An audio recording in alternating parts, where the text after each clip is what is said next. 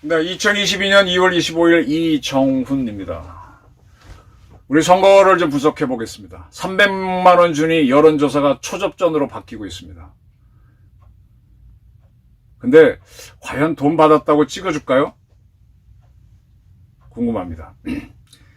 오늘 MBC 보도 여론조사한 걸 보니까 이재명 후보가 39.6, 윤석열 후보가 41.9, 그래서 2.3%포인트 초박빙, 약간 우세하긴 하지만 오차범위 아니다.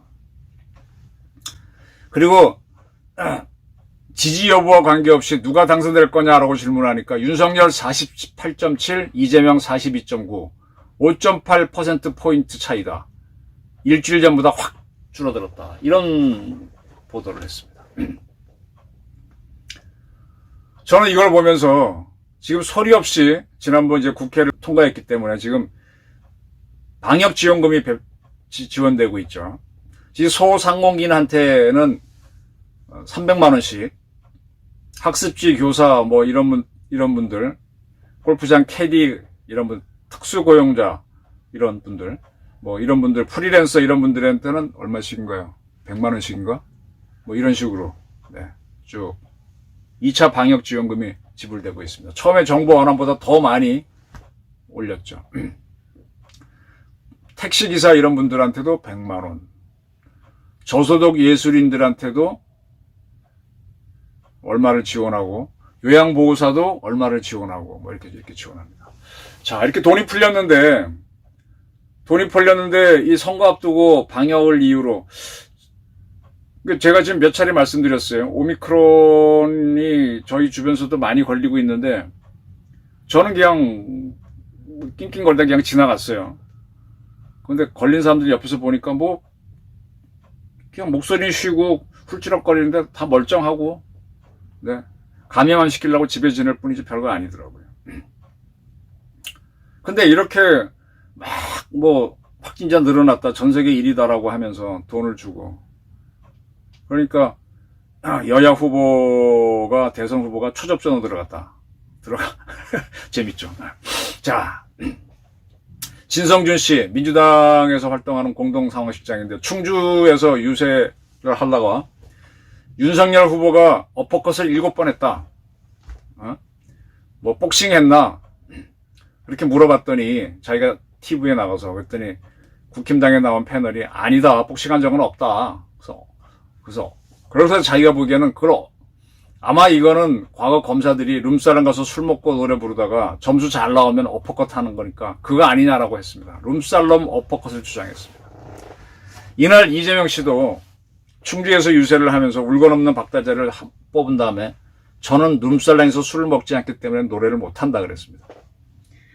와, 이거 진짜 심하네. 룸살롱에서 술을 먹지 않기 때문에.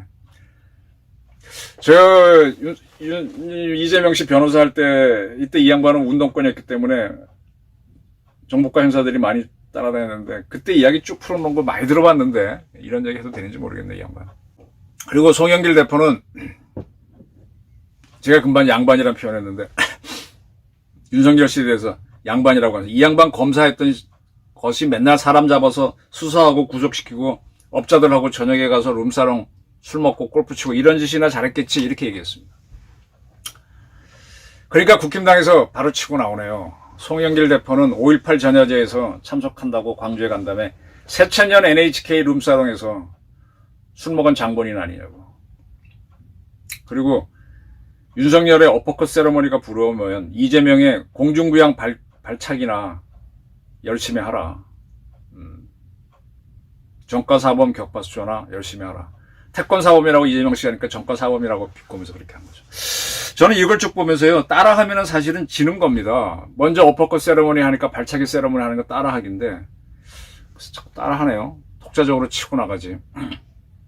어퍼컷 세러머니까지 나왔는데, 룸사랑 어퍼컷까지 나왔는데, 이 사실 새천년 NHK 단란주점, 그때는 뭐 단란주점이 가라오케라고도 했지만 룸사롱이죠. 2002년 5월 17일에 있었던 겁니다. 이 사건. 저도 기억납니다. 이게 어떻게 되는가 하면요. 1997년 대통령 선거에서 김대중 씨가 당선됩니다. 그래서 98년에 취임을 하죠. 그때 그가 이끌었던 당이 새천년 민주당입니다. 근데 당선되고 난 다음에 386 지금 운동권 세대들 뭐 우상원이 송영길 이때쯤 들어왔나 이런 사람들 쫙 끌어당겨가지고 2000년에 새천년 민주당을 만듭니다. 그리고 16대 총선에 임했는데 패합니다. 그래서 이 무렵에 새천년 민주당이라는 게 유행을 한 새천년 민주당, 새천년이 유행하죠. 그래서 광주에 새천년 NHK라고 하는 룸사롱인지 가라오케인지 달 나오는 주점이 있었는데 5월 17일 날 386 세대들이 대거 새천년 민주당에 가입해서 당선된 사람도 있으니까 광주에서 5.18 전야제를 했습니다. 이때 사회를 봤던 게 북한의 임종석 씨의 지시로 갔다 왔던 한양대 출신의 임수경 씨입니다. 임수경 씨가 미국에 있다가 와가지고 여기 참여해서 사회를 보고 그 다음에 누가 오라 그래서 갔더니 룸사롱이었다. 그랬더니 뭐 송영길 씨는 노래를 부르고 있었고 뭐 그 서울대학교 학생회장 출신인 김 누굽니까? 그 친구는 뭐 어떻게 있었고 쭉 그랬는데 갑자기 우상호가 들어오더니 야 이 기집애야 하면서 뭐 너 여기 왜 왔어 이렇게 했다는 거잖아요. 요거는 이걸 누가 알겠어요. 임수경 씨가 본인이 이 당한 거를 글을 썼었어요. 그래서 인터넷에 띄웠었습니다. 띄웠다가 이게 자기들끼리 예매지니까 내렸는데 누군가가 그 전에 이걸 딱 잡아놨었죠. 나중에 그분이 공개를 하니까 임수경이가 맞다 그랬습니다. 처음에는 뭐 아니다 그러다가 맞으다. 그거 쭉 읽어보면 인터넷 쳐보시면 있습니다. 처음에 뭐 새천년 NHK로 오라 그래서 새천년 민주당 관계자가 일본 NHK하고 인터뷰하는 줄 알고 갔더니 가라오케였다. 그랬더니 뭐 어떻게 노래 부르고 있고 뭐 어쩌고 양주 마시고 있고 이런 거거든요. 그리고 우상호 씨는 자기를 그렇게 하고 자기가 가장 존경한 사람이 우상호였는데 실망했다. 뭐 그런 글들입니다. 이 구제불능의 일능을 제가 가장 존경하는 선배 세 사람을 대라면 그중 항상 우상호 형이었다는 것을 이 구제불능의 인간을 어떻게 하면 좋을까요? 뭐 그렇게 썼던 글입니다. 그리고 나중에 술 깬 다음에 우상호가 전화해서 미안하다 뭐 어쨌다. 그런 글들이죠. 이 사건과 관련해서 그 당시에 또 문영린 교육부 장관이 이분도 이 술집에 있다가 드러나서 사표를 냈었죠. 굉장히 시끄러웠던 사건입니다. 제가 드린 말씀 뭔가 하면은 제가 아까 허두에서 지금 뭔가 지금 민주당이 해보려고 하면 돈 풀고 초박빙 해놓고 나서 막 이제 세러머니를 어퍼컷 세러머니를 깔아내리는데 거꾸로 자기네가 자꾸 걸리는 거예요. 거꾸로 걸리는 거예요. 또 한 사건이 있었죠. 추적 60분 팀과 같이 이재명 씨가 변호사 할 때 성남시 비리를 캔다고 하면서 검사 사칭한 사건이 있죠. 근데 이 양반이 이번에 자기 홍보물에는 그걸 다르게 썼습니다.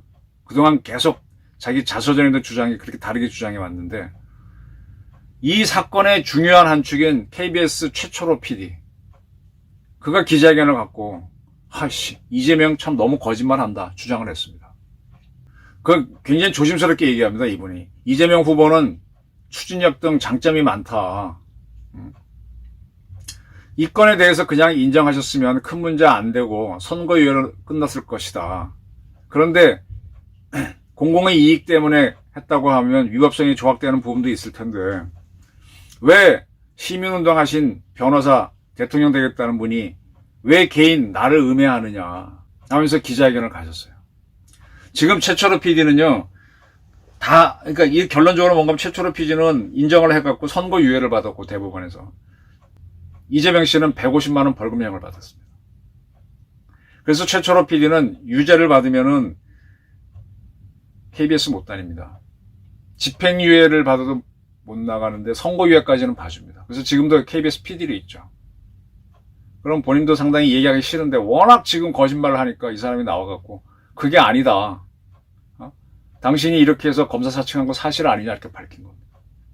이걸 보면서 지금 이재명 씨가 형수와 욕설을 한 사건이 있었는데 그게 어쩌고 저쩌고 이래서 그랬다. 뭐 다 돌아가신 분들 뭐 어쩌고 하니까 그 형수가 명예훼손으로 또 소송 건다 그랬잖아요. 지금 뭔가 하면 이재명 씨는 이리 뛰고 저리 뛰어도 계속 뭐가 걸립니다. 그러니까 너무 과거에 저지른 것들이 너무 모순이 많아고 어떻게 하지 못해요. 또 지금 대장동 관련해서 대장동 게이트는 윤석열 게이트라고 지금 주장하고 있거든요. 근데 오늘 동아일보에서 참 흥미로운 기사를 나왔습니다. 이 기사. 남욱이 변호사가 대장동 사업은 4천억짜리 도둑질 완벽하게 하자 이렇게 얘기했다는 겁니다. 근데 이게 잘 보셔야 되는 게 제가 어제도 말씀드렸지만은 이 정영학 씨 녹취록은요. 검찰에 지금 그분이 자수하면서 제공했죠. 근데 하기 전에 국힘당에도 줬고요. 그중에 일부가 흘러나와서 몇 개 언론사가 갖고 있습니다. 같은 자리를 갖고 있기 때문에 녹취록은 갖고 뭔 장난을 쳐도 민주당이 제3자들이 툭툭 보면서 던질 수가 있어요.